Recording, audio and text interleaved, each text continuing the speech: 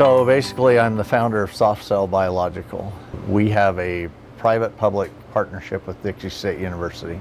What that means is we actually pay rent on this space, but yet we have students, 10 to 15 students every semester that we teach right alongside of our research study that we do here. So basically, Art comes in and, he kind of asks about the lab, what we do, and he says, can you tell me if my soap kills pathogenic bacteria? And I don't think he used the word pathogenic. I probably slipped that in. I think he was looking for MRSA. He goes, you guys have MRSA in the lab.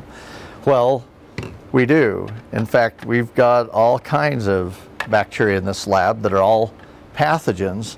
And the nice thing about the bacteria we have is these are wild type bacteria. What I did with Art is I just said, hey, yeah, I can test that, and I can test these against pathogens that we find in our lab every day. So literally, I went to our trash heap. I got Staph Warneri. This one ended up being Acinetobacter.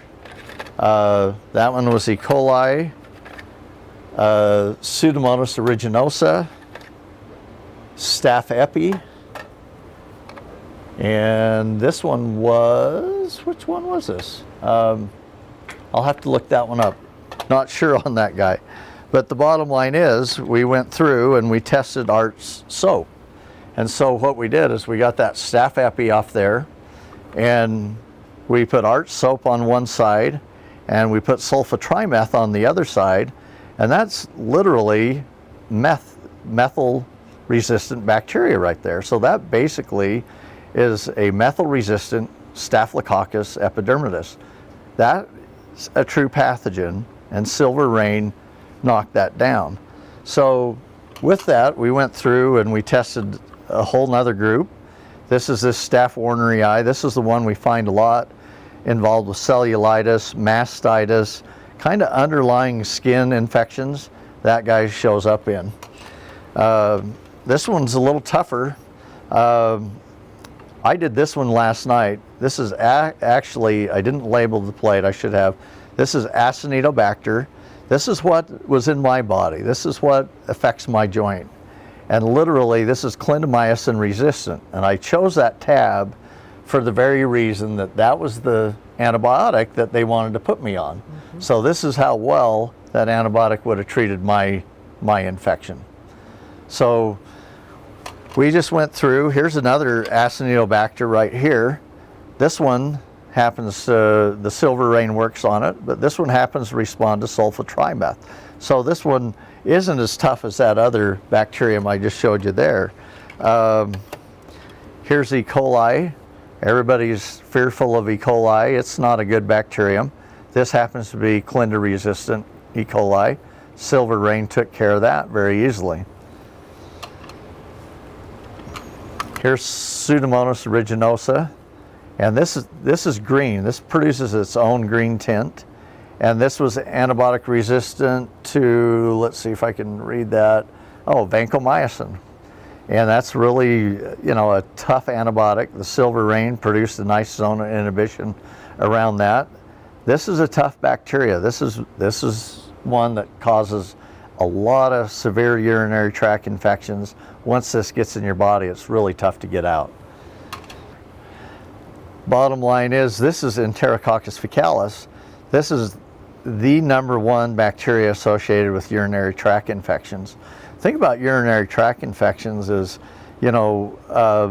as obviously we all use the bathroom daily, these bacteria become, able to host on our hands, in our environment, and so we share these quite often with our family, really without knowing it. And so the fact that Silver Rain really knocked the heck out of this Enterococcus faecalis is really quite impressive. If you're using Silver Rain and literally you want to knock out that bacteria, that's the guy that you want to use. I mean, this was impressive. It really, held up super high against every one of our pathogens. So, if I ran a football team or something, wrestling. wrestling, I have that in my gym. Absolutely, because these kids are always trading bacteria off and on. I played basketball all the time, so what do? You need a good grip on the ball. You lick your hands, you shoot that ball.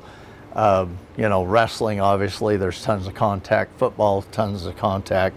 This would be perfect to really keep all of your locker rooms very sterile. Now, one thing that's really important, is here's Staph aureus, that's MRSA, and that's the big headline guy, but it knocked that right out. But we have kind of, I don't know, this kind of sounds corny, but this is kind of a special guest. This is Serratia. The thing about Serratia is this thing can grow in soap. And so literally liquid soap, it's very vulnerable to. So there was an outbreak in Utah, and I won't say where it was, but it was at a facility where they had hundreds of workers, and about 30 of those workers came up ill, and they couldn't figure out what it was.